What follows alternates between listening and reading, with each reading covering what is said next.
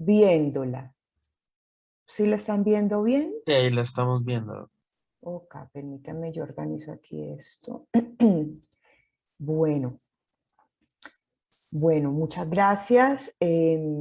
Como Sebastián ya me presentó, mi nombre es Ana Milena Gómez, yo soy médica genetista y pues he realizado un entrenamiento en oncogenética de manera que desde hace varios años hacia acá trabajo, digamos que de manera exclusiva en la parte de oncogenética, síndromes de cáncer hereditario, que es sobre lo que les voy a hablar el día de hoy. Agradezco muchísimo la invitación a participar en este primer simposio virtual de genética clínica del Grupo de Interés en Genética de la Universidad Militar. De verdad me siento pues muy complacida de haber sido invitada y pues muchas gracias a todos por la asistencia a esta hora tan rara.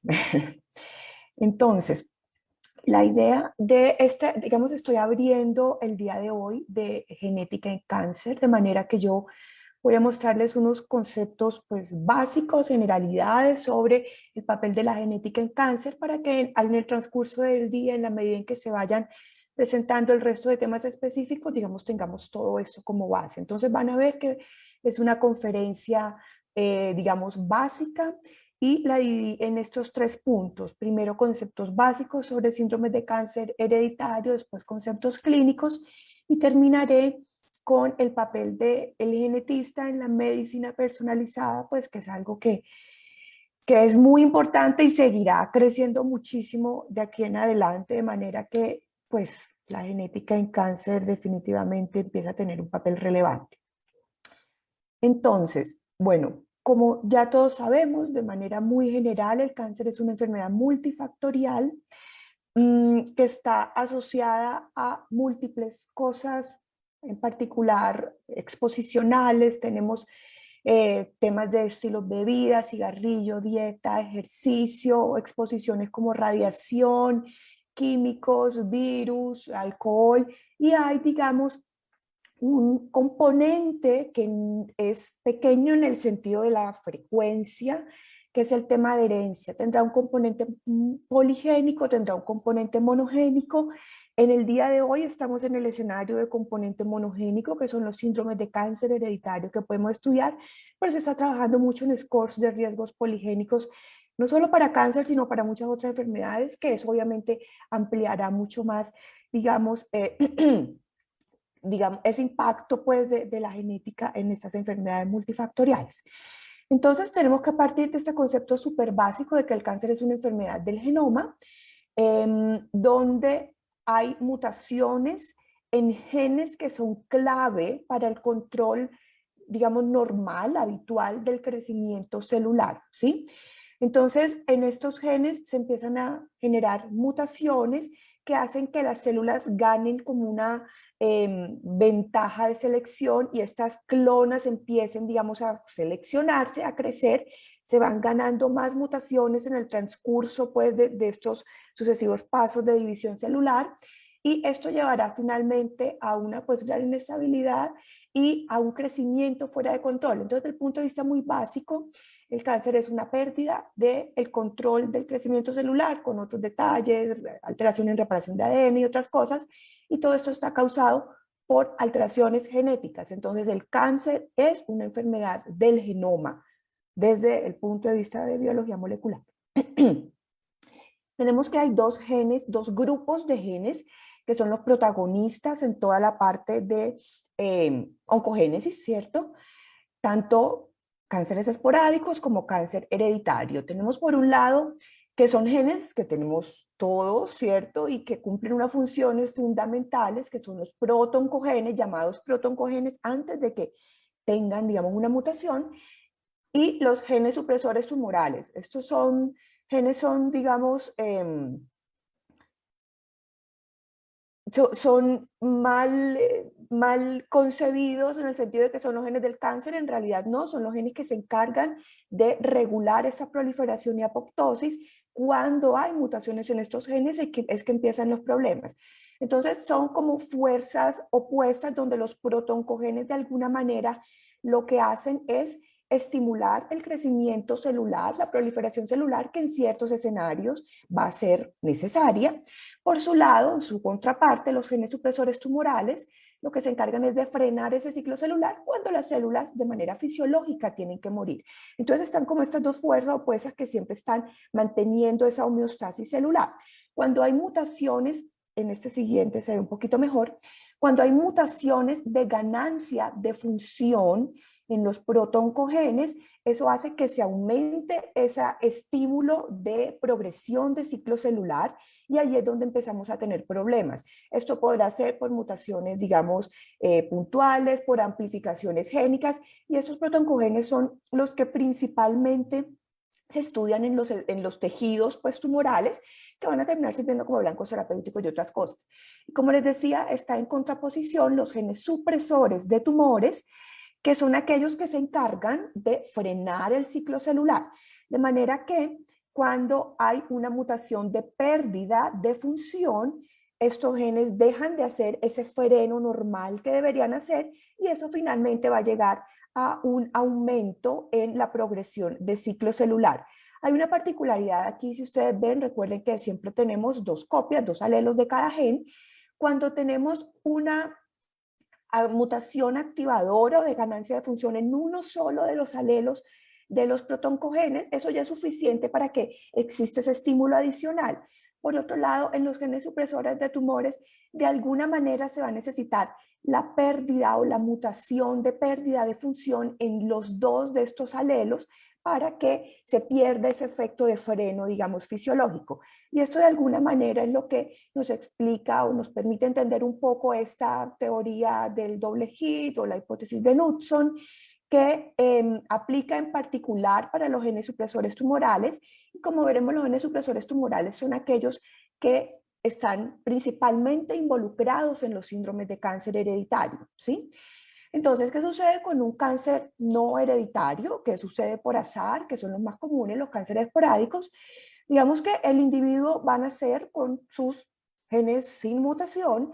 Habrá una primera mutación que será por azar, que ya llamaríamos entonces el primer hit, pero necesitamos, recuerden que necesitamos mutaciones en los dos alelos, estamos hablando de genes supresores tumorales, de manera que se necesita un segundo hit también ocurrido por azar para que se pierda ese efecto de gen supresor tumoral.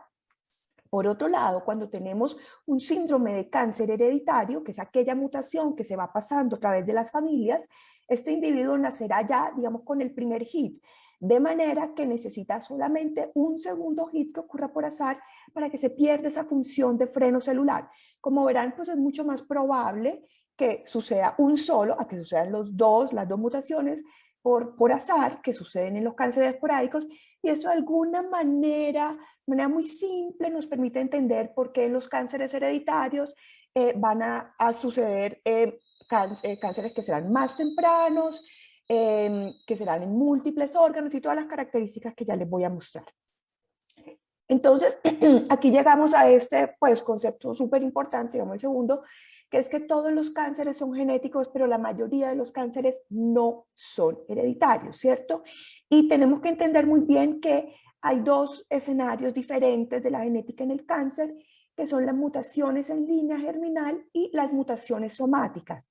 Las mutaciones en línea germinal serán entonces aquellas que son, heredadas, el individuo ya ha nacido con esa mutación y eso será en particular porque ha sido heredada bien sea del papá o bien sea de la mamá. Esta mutación estará en todo el organismo, ¿cierto? Y esa mutación será heredable a la siguiente generación porque esa mutación estará también en gametos, ¿sí? Esto es lo que, digamos, causa los síndromes genéticos que nosotros genetistas vemos siempre y es lo que se relaciona con los síndromes de cáncer hereditario.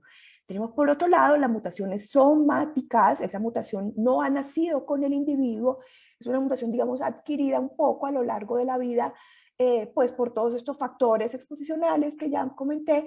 Esa mutación estará solamente en el órgano afectado, no está en gametos, por lo tanto no es heredable a la siguiente generación, y estas son las mutaciones que hacen parte pues de la oncogénesis en todos los cánceres, del cáncer digamos esporádico. Todos los cánceres tendrán alguna mutación somática que dirige un poco esa oncogénesis.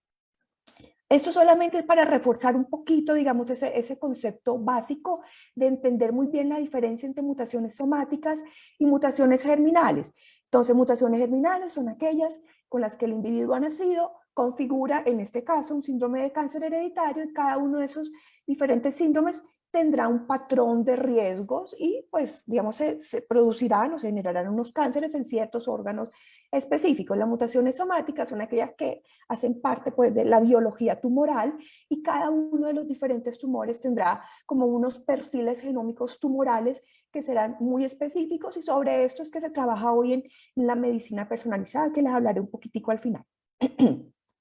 Voy a tocar muy rápido estos que son conceptos súper básicos de genética básica, pero que afectan nuestra interpretación y la forma como evaluamos los síndromes de cáncer hereditarios. Tenemos que empezar, bueno, ya los mostraré cada uno de ellos. Estos dos tal vez no los tengo en diapositivas separadas y los menciono de una vez.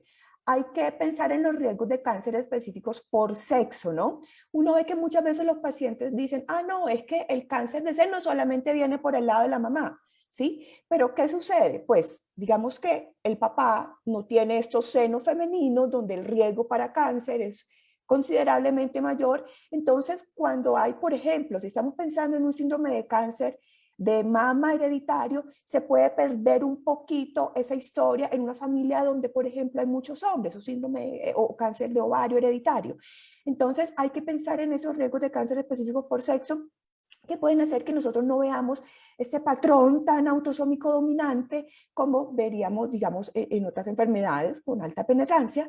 Y otra cosa es la estructura familiar. Entonces hay que evaluar muy bien la estructura familiar, porque el paciente dice, no, es que yo tuve 3 tíos con cáncer y eso le parece una cosa terrible, pero en el momento donde hace uno un árbol genealógico completo y ve que es una familia enorme, entonces se va como perdiendo de pronto un poco esa importancia, digamos entre comillas, y al punto allí es que uno tiene que contrastar muy bien cuántas personas han tenido cáncer frente a cuántas no en una familia. Es por eso que el árbol genealógico es la herramienta más importante en la evaluación de síndromes de cáncer hereditario. Y por otro lado, en estructuras familiares muy pequeñas, no sé, soy adoptado o mis papás fallecieron muy temprano o qué sé yo, entonces eso también va a dificultar un poco. Esto lo voy a mencionar un poquito en cada una de las siguientes diapositivas. Recuerden que la mayoría de estas enfermedades, con poquísimas excepciones, tienen un patrón de herencia autosómico dominante, donde cuando un individuo tiene la mutación, cada uno de sus hijos tendrá una probabilidad del 50% de haber heredado esa mutación. Entonces, perdónenme un segundo, sí. Entonces, pues esto es la clásica patrón de herencia autosómica dominante.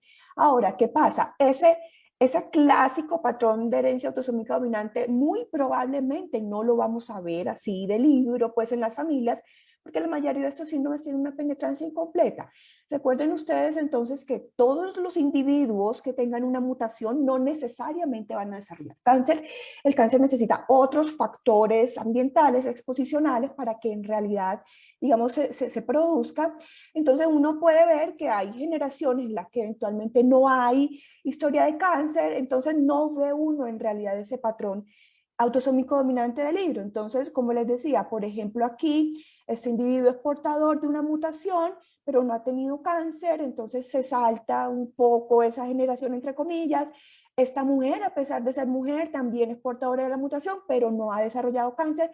Entonces hay que tener en cuenta esta penetrancia reducida de estos síndromes de cáncer hereditario. Hay pocos que tienen unas penetrancias muy altas, tipo poliposis adenomatosa familiar, otras cosas, pero la mayoría de ellos no vamos a encontrar el patrón de herencia autosómico dominante del libro que uno eventualmente esperaría.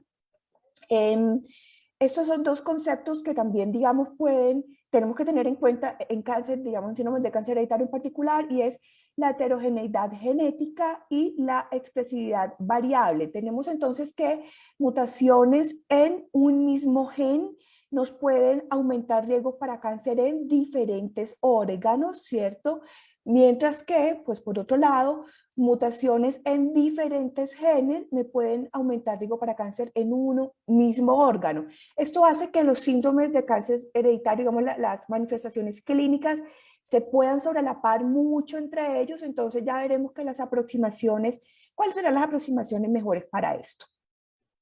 Entonces, como vemos, la expresión fenotípica, pues en la síndrome genético de general, en particular en síndromes de cáncer hereditario, será diferente o digamos no vamos a ver esos cuadros de libro, y esto está dado por la penetrancia variable, y como les decía, no todos los individuos que tengan mutación desarrollarán lo que uno espera, en este caso el cáncer, la expresividad variable, y es que una misma mutación me puede, digamos, generar diferentes fenotipos dentro de una misma familia, como les mostraba aquí con esto, en el caso, por ejemplo, de TP53 hay muchos de ellos, y entonces cuando uno combina esto y lo combina, sí, lo combina esto, va a encontrar que esto va a ser unos cuadros que serán muy heterogéneos, y uno tiene que estar en mente, tener eso en mente en el momento de hacer las evaluaciones. Una fenocopia, rápidamente, ya ustedes saben que es cuando hay un rasgo fenotípico o una enfermedad que sea parecida al rasgo que se expresa a partir de un genotipo específico, pero que se presente en una persona que no tiene ese genotipo. Entonces, el cáncer es una enfermedad principalmente esporádica, de manera que uno puede tener una familia en la cual hay pacientes que tienen un cáncer de seno, por ejemplo, asociado a una mutación en BRCA2, pero pacientes de esa misma familia que tienen cáncer de seno esporádico, y eso tiene que ser importante en el momento de hacer la consejería de, pues, para el resto de la familia. Y esto en cáncer será muy frecuente que encontremos cosas así. No podemos esperar que todas las personas que tienen cáncer en una familia se deba de pronto a esa mutación. Hay que estudiar a todo el mundo y hay que estar muy pendiente en la consejería. Entonces, hasta acá, digamos, la parte básica, conceptos súper básicos, como les digo, me disculpan si de repente estoy siendo muy básica, pero pues la idea es que empezar desde cero, ¿sí? Ya que yo me dieron la oportunidad de ser la primera del día, y ahorita voy a entrar un poquito a la parte clínica. Tenemos entonces que la mayoría de los cánceres, digamos, todos los cánceres tendrán un origen, un daño en el genoma, en la genética, pero la mayoría de ellos no serán hereditarios. Entonces, esta es como la distribución de etiología del cáncer. Esto es una gráfica viejita, viejita. El día de hoy sigue siendo un poquito, pues, vigente, con algunas consideraciones que ya les diré. Clásicamente es estimado que los síndromes de cáncer hereditario dan cuenta entre el 5 al 10% de todos los casos de cáncer. ¿Listo? Esto ha venido cambiando porque en la medida en que hay nueva tecnología, tipo paneles, tipo NGS, plataformas NGS, y eso ha permitido hacer una secuenciación masiva en paralelo, entonces uno ya empieza a encontrar que en realidad hay más genes que este clásico 5 al 10%, y es muy importante saber que dependiendo de cuál sea el tipo de cáncer del que estemos hablando, esto será variable.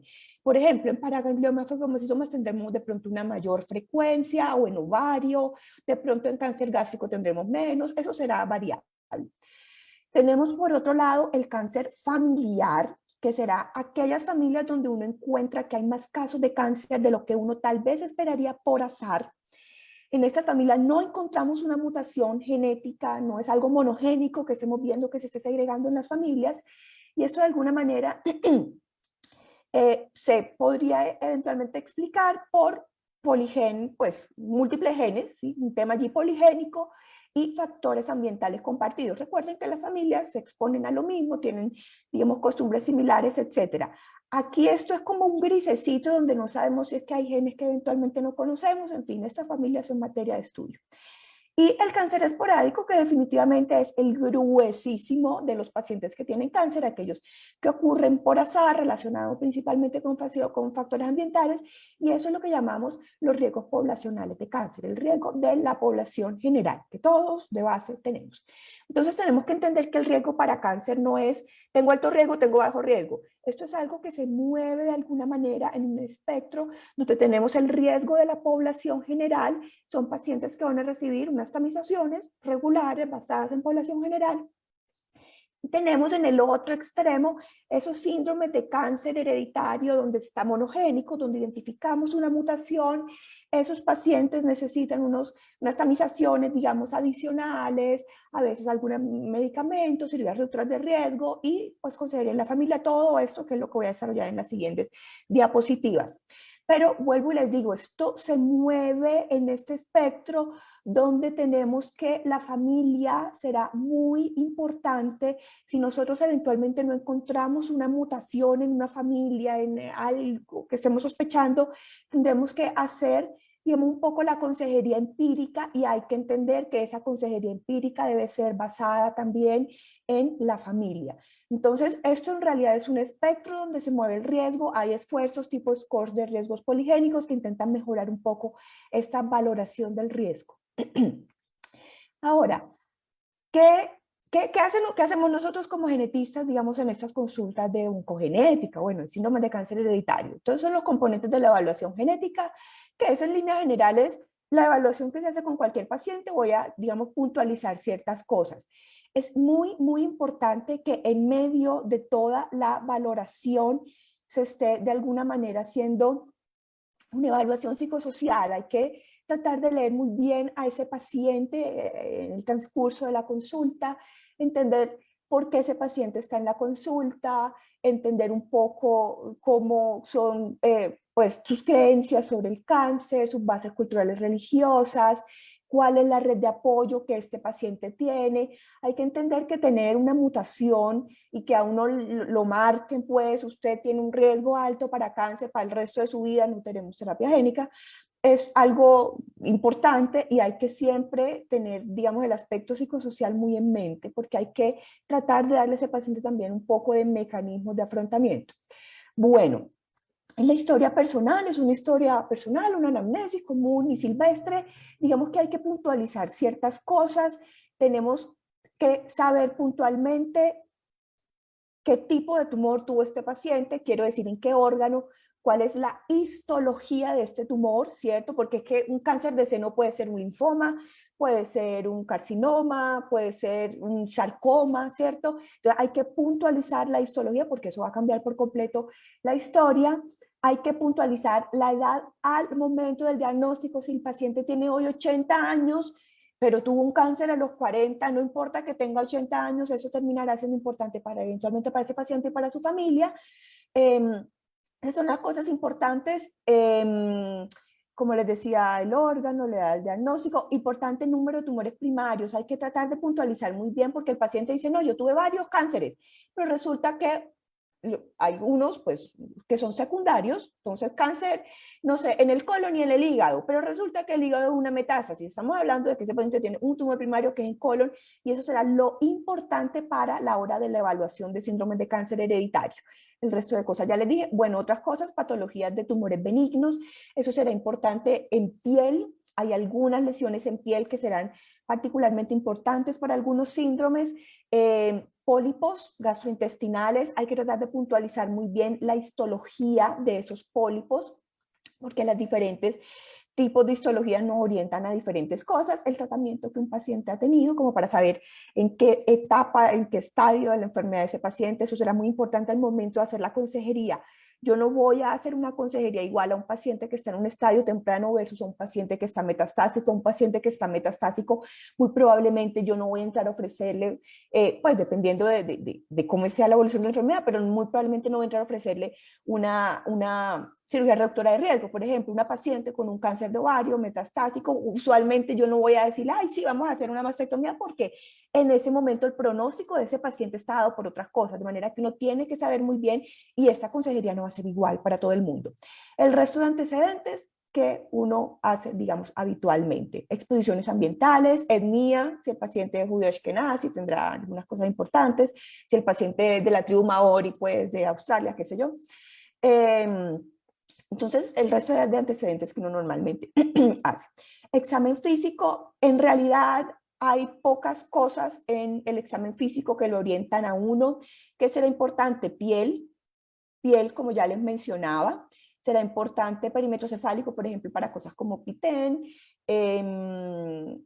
Básicamente eso. Ojo, en niños siempre hay que hacer un examen físico completo porque pues la historia es un poquito diferente. Hay unos síndromes ya de malformativos que se pueden asociar a aumento de riesgo de cáncer. Entonces, en niños siempre hay que hacer un examen físico completo de pies a cabeza. Quienes me han acompañado de pronto en la consulta verán que en los adultos yo usualmente no lo hago porque necesito priorizar otras cosas y el tiempo no me alcanza. Y lo que necesito priorizar en particular es la historia familiar. Entonces, es muy importante que tengamos un árbol genealógico, no que les preguntemos, no, un árbol genealógico dibujado. Usen lo que quieran, usen Progeny, usen la herramienta de invite, lo que quieran, una hojita, yo lo hago manualito, yo sigo siendo pues de la vieja escuela. Pero debe haber un árbol genealógico de por lo menos 3 generaciones. Nosotros debemos en ese árbol dibujar pacientes que han tenido cáncer frente a pacientes que no han tenido. No es solo los que han tenido cáncer, es todo el mundo, porque con esa información es que yo contrasto y miro en realidad cuál es mi sospecha. Debo identificar quién ha tenido cáncer, cuál es la edad, el diagnóstico de ese cáncer, obviamente en qué órgano, en la medida de lo posible histología, eso va a ser muy difícil en realidad. Lo mismo, muy general de lo que ya yo he evaluado en el paciente. En la medida de lo posible las edades, porque yo quiero saber si es una familia joven, si es una familia vieja, eso me ayuda, digamos, un poco. El árbol genealógico debe contener toda la información que yo necesito para saber de qué se trata esta familia. Si tiene algo importante para mí, cáncer de mama triple negativo, yo le pongo un asterisco y pongo triple negativo, ¿cierto?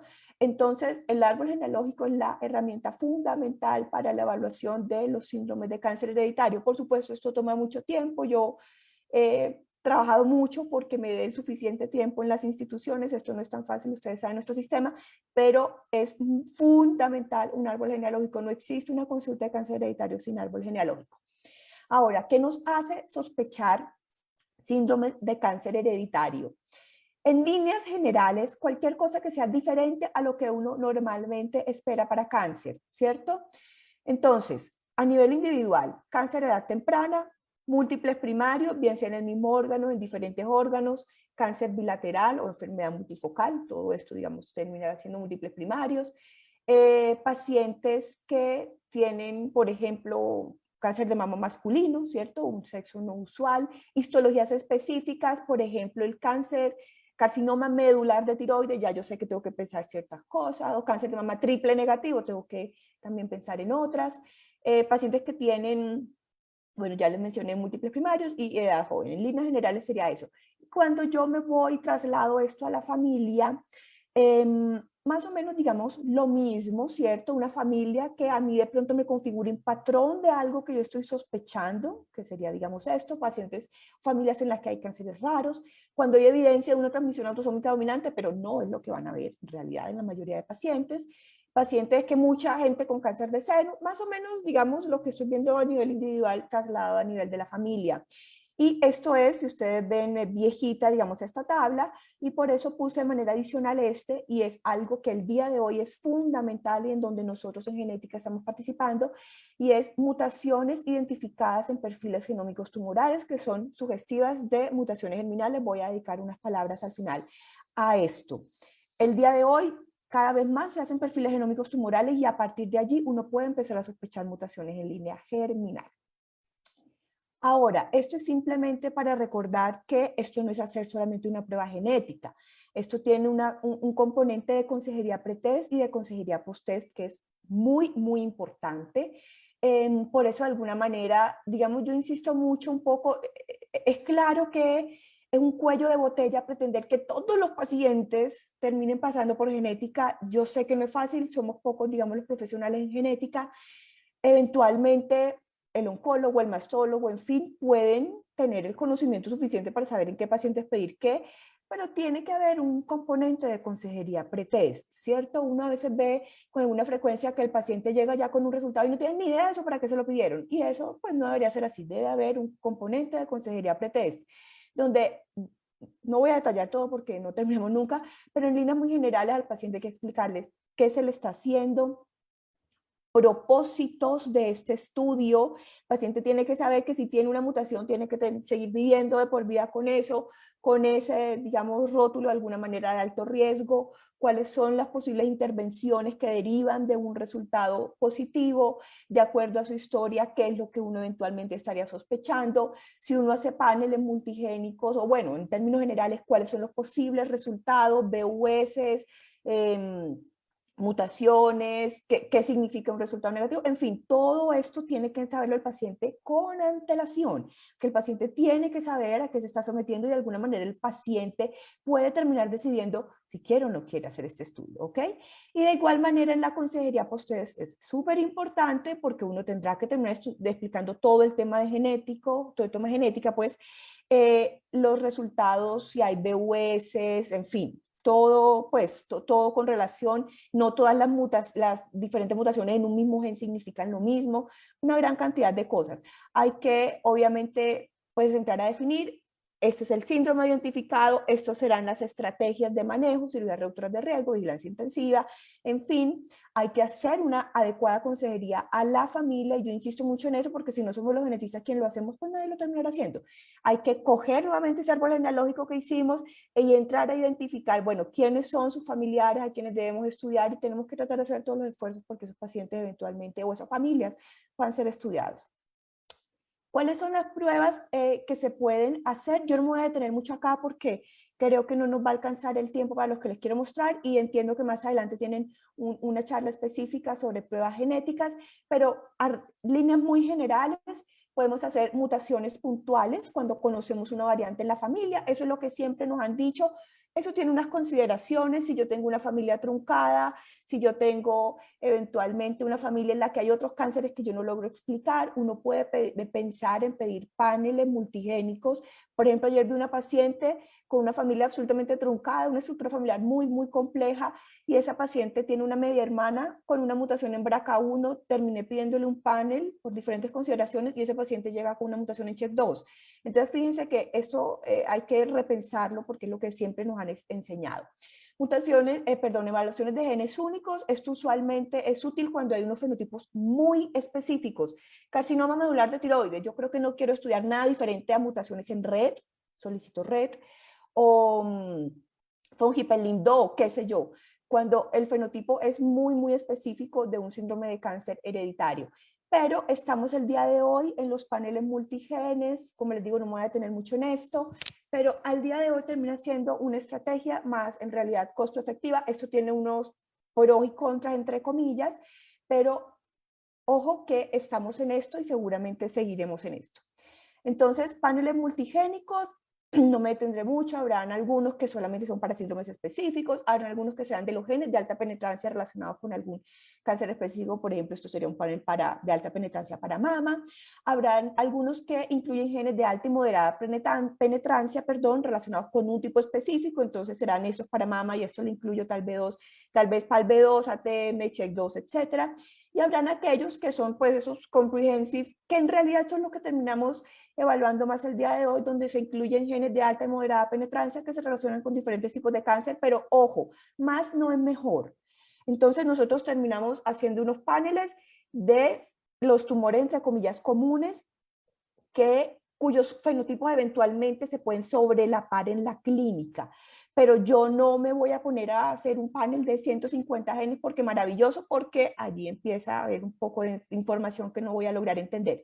Simplemente les quiero mostrar aquí que esto se sobrelapa muchísimo, esto tiene una gran heterogeneidad genética, como le explicaba en principio. Entonces, por ejemplo, todos estos genes que ustedes ven aquí en el verde se pueden asociar con cáncer de mama, mientras que todos estos con cáncer gastrointestinal, pero se sobrelapan con los de mama, pero también se sobrelapan con los de útero, con ovario, en fin.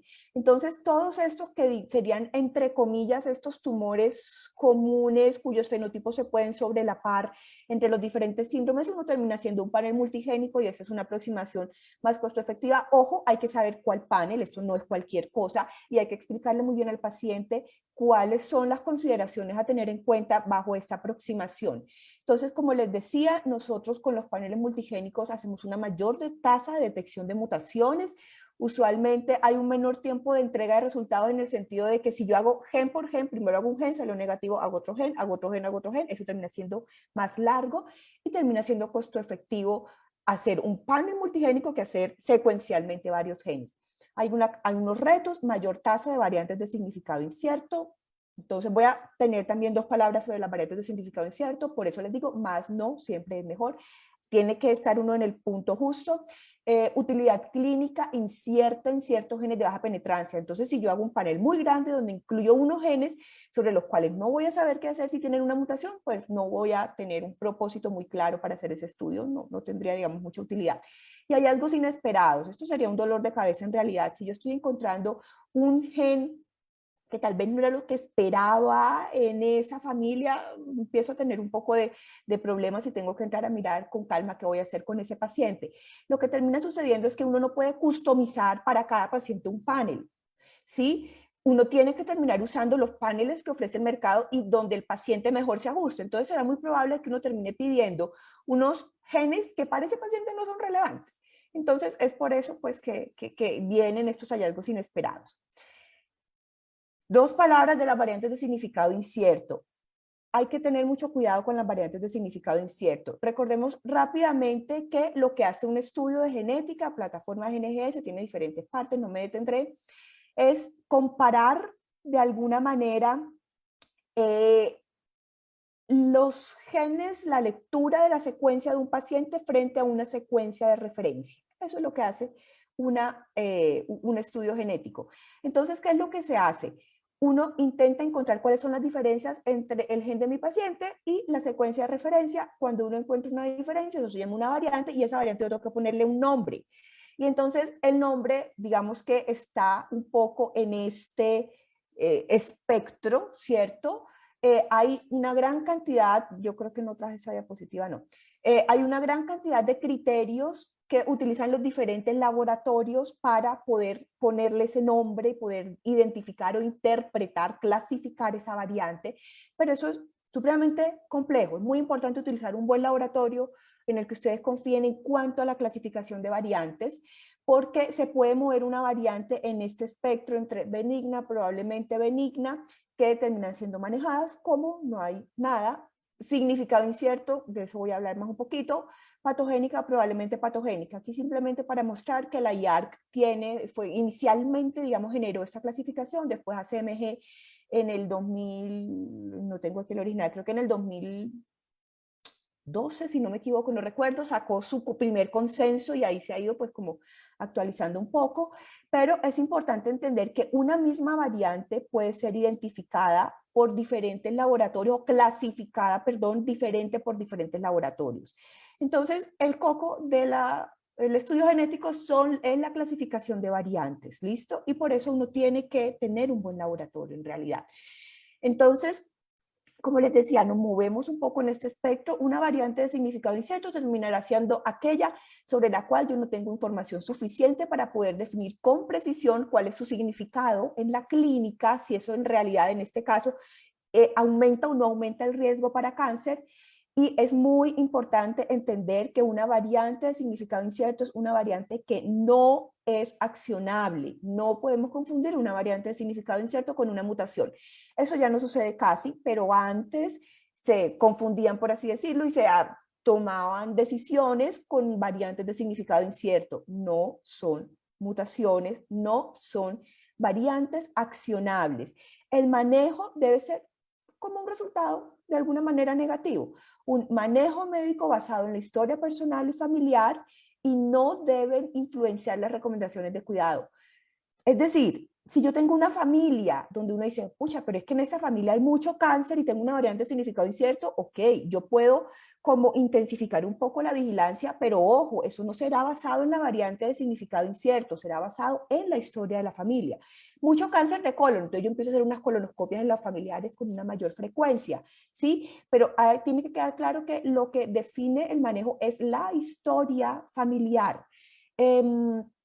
Esto es muy importante en síndromes de cáncer hereditario. En otros síndromes genéticos, de repente uno puede ser un poco más laxo en el momento de, ay, yo creo que esto es patogénico y entonces hagámosle este seguimiento, pero ojo que en los otros síndromes de repente no habrán unas medidas tan extremas como cirugías reductoras de riesgo, ¿sí? Yo no voy a recomendar una cirugía reductora de riesgo basado en una variante de significado incierto. Entonces, esto debe ser muy claro, así sea muy provocativo atribuirle patogenicidad porque me cuadra mucho con la historia de la familia. Las variantes accionables son las patogénicas y probablemente patogénicas, que es lo que llamaríamos mutaciones. Ya la literatura nos dice, no le llame más mutaciones, llámele variantes patogénicas, probablemente patogénicas, pero nosotros seguimos en mutaciones. Entonces, esto pues son una serie de recomendaciones, no me voy a detener mucho. La idea es poder hacer un seguimiento sobre cómo el laboratorio continúa clasificando, perdón, esas variantes. La idea considere usar laboratorios que tienen un programa de reclasificación de variantes. Ojo, nosotros no reclasificamos variantes sentados en el consultorio. El laboratorio reclasifica las variantes. Vuelvo y repito, hay que tener un buen laboratorio. ¿Listo? Y resalto este que está aquí porque es importante que nos mantengamos escépticos de variantes que incluso pueden explicar un fenotipo particular. No, es que esa variante, ese gen me explica lo que tiene esa familia. Ojo, es una variante de significado incierto. ¿Listo? Otra cosa importante con las variantes de significado incierto es, en el escenario clínico no las debemos estudiar en los familiares. Si yo tengo una estructura de investigación donde yo puedo hacer unos análisis de segregación de esas familias en un escenario de investigación fantástico y tengo suficientes familiares vivos y tengo suficientes familiares que han tenido y no han tenido cáncer, fantástico. Pero si yo tengo una paciente que tiene una variante de significado incierto y se la busco a la hija, pues la probabilidad será el 50% de que la tenga, porque es la hija. Así de sencillo. Entonces, eso no ayuda en la clínica, ayuda en la investigación, pero eso debe ser de la mano del laboratorio. ¿Listo? Entonces, aquí quiero terminar con la parte, digamos, clínica. En lo último, voy a hacerlo muy corto. Pero creo que hasta acá son las cosas grandes que yo creo que hay que tener en mente para lo que sigue más adelante en el día. Entonces, esto es como el panorama de la genética en oncología. Yo quiero hacer una identificación de una mutación germinal para poder, número uno, ayudar al paciente y número uno, ayudar a su familia. Entonces, ayudar al paciente, ¿qué es? Poder identificar si esto es un paciente de alto riesgo a quien yo debo ofrecer unas estrategias de control de esos riesgos, que podrán ser vigilancias con imágenes en líneas generales y cirugías reductoras de riesgo. Se puede hacer quimioprofilaxis, por ejemplo, para cáncer de seno. Esto no es algo que yo veo que se hace mucho aquí en este país. Pues digamos en Colombia, por ejemplo, con tamoxifeno, con raloxifeno, no sé si aquí hay raloxifeno, para cáncer de mama, pero esto, digamos, es algo que tiene que hacerse de la mano con mastología. Y número dos, la familia. Hago una consejería a la familia, identifico quiénes en esa familia, las otras personas de riesgo, en quienes yo debo estudiar y también ofrecer unas mismas estrategias que son estas de acá. ¿Listo? Entonces, voy a demorarme. Bueno, espérenme que aquí tengo, digamos, un poco desarrollado esto, pero esto es más o menos lo que ya les he dicho. En cuanto a cirugías reductoras de riesgo, tenemos que podemos hacer cirugías reductoras de riesgo de los órganos de los cuales podemos prescindir: seno, ovario, útero, en algunos casos gastrectomía y colectomía, en unos casos muy particulares, y pues la vigilancia con todas las imágenes. Cada uno de los diferentes síndromes tendrán un protocolo de vigilancia propio, digamos, para ese síndrome. Esto, implicaciones terapéuticas, que esto es algo, se lo menciono un poco más en la siguiente sección, y la consejería genética de la familia. Recuerden que el paciente que tiene una mutación tiene detrás una gran cantidad de familiares que pueden estar afectados. Esto es autosómico dominante con una penetrancia disminuida. Entonces, como les digo, llegamos a este último punto, que es el papel del genetista en la medicina personalizada. Esto es una cosa, digamos, entre comillas, más novedosa, no me voy a detener mucho acá, pero quiero que tengan como un panorama general. Recuerden que en la medicina personalizada nosotros queremos darle al paciente lo que cada paciente necesita en cuanto a prevención, síndromes de cáncer hereditario, en cuanto a diagnóstico y en cuanto a tratamiento en particular, y en esta parte del tratamiento es donde la oncología quiere pararse el día de hoy. Entonces nosotros antes teníamos una medicina, una oncología en donde usted tiene cáncer de mama, necesita el tratamiento A, ¿cierto? Después se empezó a certificar, no, espere, usted tiene un cáncer de mama que es receptor hormonal positivo, entonces espere que a usted le sirva más eso. Usted tiene cáncer de mama HER2 positivo, a usted le sirve más esto. Y en ese momento estamos en esa medicina de precisión donde aún esos subtipos se pueden estratificar aún más con base en las características moleculares de los tumores. Entonces esa medicina de precisión lo que querrá al final es poder de todos estos pacientes seleccionar aquellos que tienen estas características para quienes hay unos tratamientos dirigidos. En eso está la oncología el día de hoy. Eso se hace mediante la evaluación del tejido tumoral. Acuérdense, mutaciones somáticas, que es lo que se asocia, pues, digamos, con el tejido tumoral. Entonces, aquí es muy importante tener esto en mente, ¿sí? Cuando yo hago una evaluación tumoral, ese hallazgo podrá ser una mutación adquirida, ¿cierto? Que solamente se desarrolló en ese tumor, o podrá ser una mutación germinal. Está apareciendo en el tumor, pues porque todo lo germinal también terminará apareciendo en tumor y en todas las células del cuerpo. Entonces yo tengo que entrar un poco a tener esto en mente, y aquí es donde nosotros, digamos, los genetistas jugamos este papel. Entonces, volvemos a recordar, la evaluación en sangre evalúa mutaciones germinales, la evaluación en tumor evalúa mutaciones germinales y somáticas, porque yo no, si lo hago solamente en tumor, yo no sé esa variante a qué corresponde en realidad. Cuando hago un estudio pareado, tumor, tejido normal, yo podré separar muy bien cuáles son las variantes germinales y cuáles son las variantes somáticas. Y eso, esta es la prueba ideal, ¿cierto? Me parece que es más costosa.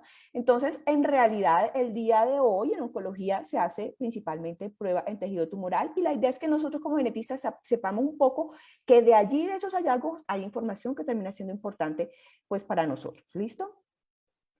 Juan Sebastián, por favor, tú me dices, son las 7:55, a las 8 empiezan con la siguiente, ¿cierto? Me Tranquilo, voy a, dale hasta las 8, no te preocupes. perdóname. Dale hasta las 8, no te preocupes. Vale, perfecto. Entonces, aquí, esto es lo mismo que les acabo de mencionar, solamente quiero una particularidad, quiero precisar aquí, las pruebas somáticas, las pruebas tumorales, son típicamente ordenadas por el médico tratante del cáncer. ¿Qué caso tiene que yo como genetista solicite una de esas pruebas si yo no voy a saber qué hacer con ese resultado? Digamos que yo, mi política de Ana Milena Gómez es solicito estudios con los cuales voy a saber, van a ser accionables para mí. Yo no voy a ser la que voy a dirigir un tratamiento, yo no sé en realidad si ese paciente en nuestro escenario regulatorio colombiano se pueda dar, etcétera. De manera que esto, en términos generales, debería ser solicitado por el médico tratante, por quien va a utilizar esa información. Y las pruebas germinales son típicamente ordenadas por un genetista. ¿Listo? Las pruebas más frecuentes, como les decía, son las pruebas tumorales. Hacer tumor normal pareado es lo ideal, porque yo puedo de una vez saber qué es qué, pero eso es más costoso y no es lo que usualmente se hace. Pero ojo, en una prueba tumoral yo tengo que hacer, si yo tengo una sospecha de una mutación germinal que puede ser inferido, ¿cierto? Es sospecha, yo tengo que hacer una prueba confirmatoria germinal. ¿Listo? Entonces, aquí simplemente para mostrarles que en líneas muy generales los perfiles genómicos tumorales evalúan alteraciones genómicas individuales que pueden ser variantes de nucleótidos únicos, pues las mutaciones puntuales que normalmente estudiamos, indels, variantes de números de copias, rearreglos génicos, lo que uno normalmente hace en un estudio genético.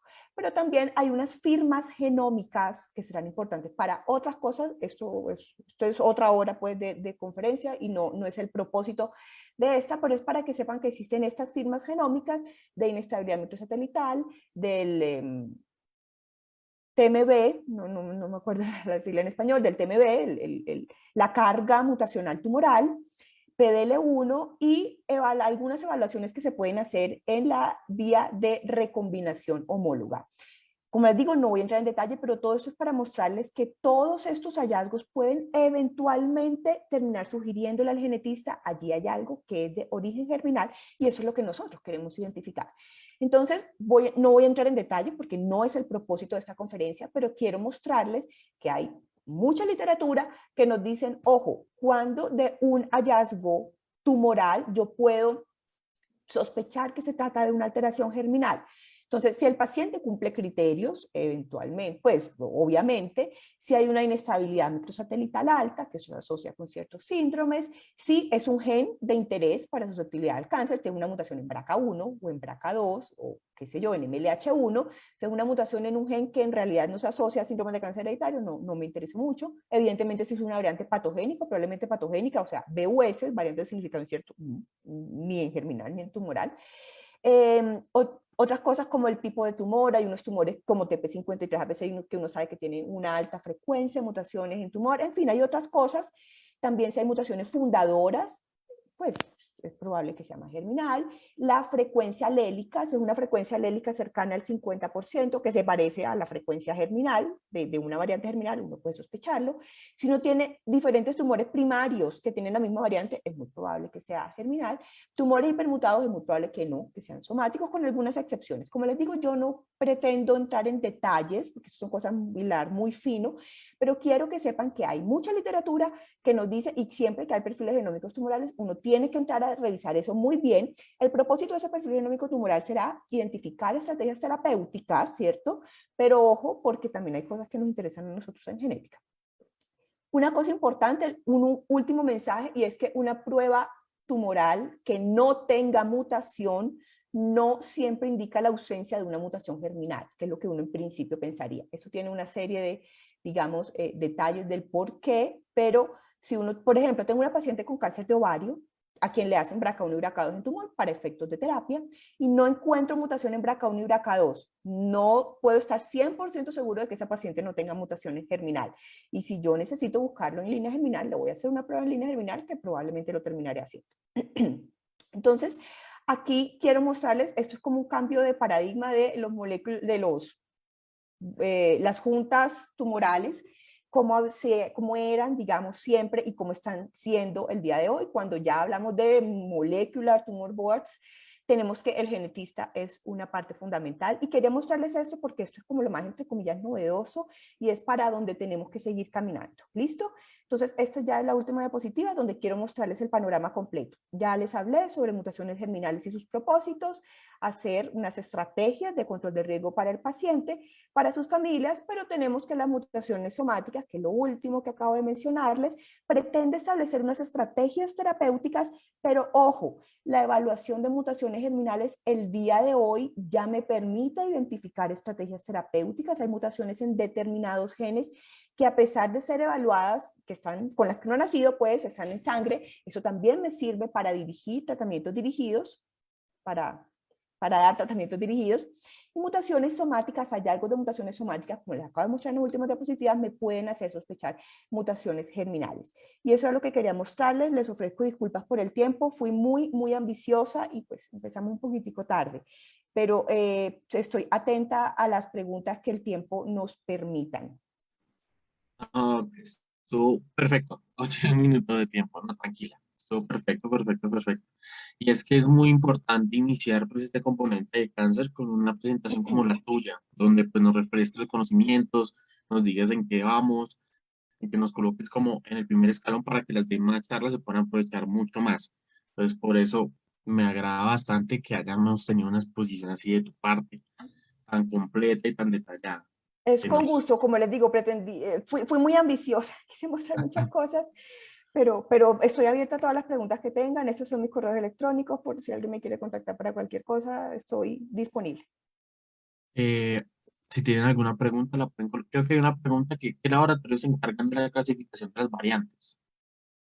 Debe ser el laboratorio donde se hizo el estudio, ¿sí? Entonces, si yo hice el estudio lo hice en el laboratorio Pepito, ese laboratorio Pepito debe, en principio, hacer todo. La secuenciación, clasificar la variante, emitir un informe. Si ese informe tiene una variante de significado incierto, debería ser ese laboratorio quien tenga un programa de reclasificación de variantes. Pues lamentablemente no siempre es así. Esto requiere una estructura grande, compleja, pero ese es el mundo ideal. Como yo les mostraba en alguna diapositiva, esas son como las recomendaciones. Trate de buscar un laboratorio que tenga, que le ofrezca a usted un programa de reclasificación de variantes, porque va a ser muy difícil para uno solito, digamos, identificar o de alguna manera reclasificar una variante. Tiene muchos componentes la interpretación de las variantes que es difícil que el genetista aquí sentado en su consulta de media hora logre de alguna manera hacer, o en la noche en su casa, lo que sea. Entonces, el laboratorio que hizo ese estudio debería tener un programa de reclasificación y en la medida en que ese laboratorio encuentre nueva información que le permita definir esa variante que es, o sea, reclasificarla, deberían emitir un informe de alguna manera de reclasificación para poder, digamos, actualizar eso. Listo, creo Esto es que difícil y esto se está inventando, es decir, estamos caminando sobre esto, no todos los laboratorios lo tienen, pero estamos caminando sobre esto. correcto. Creo que la última pregunta es, doctora, ¿a qué se refiere una historia familiar limitada a un criterio nombrado en las vías NCCN? Una historia familiar, ellos hacen referencia a un artículo de Whitesell que es viejísimo, del año 2007 si no me equivoco, y ellos, si tú ves las guías de NCCN, ellos te hacen referencia a ese artículo, al de Whitesell, y esa estructura familiar limitada, ojo, es específicamente para cáncer de mama, ¿cierto? Y esa estructura familiar limitada se define como, cuando, me van a perdonar porque de repente no tengo toda la información precisa, pero es cuando no hay mujeres, tanto por estructura materna como por estructura paterna, no hay mujeres que hayan vivido más allá de los 45 años. Porque claro, eso nos dice, pues yo no sé si esta, o sea, si esa mujer hubiese vivido más allá de los 45 años, hubiese tenido cáncer o no. En fin, a eso se refiere. Vuelvo y te repito, te puedo estar diciendo alguna imprecisión en cuanto, creo que no sé si es que no haya ninguna mujer o que no haya más de tanto número de mujeres. No estoy en este momento, no lo tengo absolutamente fresco en la cabeza, pero en NSCN hacen referencia en particular a esa definición que hizo Whitesell en ese artículo que les estoy mencionando, que si quieren se lo puedo compartir. Instructora, muchas gracias en serio por tan excelente charla. Creo que fue una introducción más que completa Ok, y perfecto. muchas gracias de parte del grupo de interés de genética. Agradecemos que haya podido dar esta charla y que pues ojalá siga participando en muchos más eventos con Claro nosotros. que sí, Pues claro que sí. agradecemos mucho. Claro que sí, trataré Eh, de ser más, de abarcar menos la próxima, pero espero que sea útil y cualquier cosa que tengan, por favor. Aquí alguien yo pregunta si envié tu correo. tengo 2 minutos o no, o tenemos que movernos a la siguiente. No, si quieres puedes ir contestando las preguntas en el chat para darle espacio al doctor Carlos. Ok, perfecto. Em, bueno, ok, perfecto. Listo. Entonces yo dejo de compartir y voy a tratar de concretar un poquito aquí. Muchas gracias por la Listo. invitación.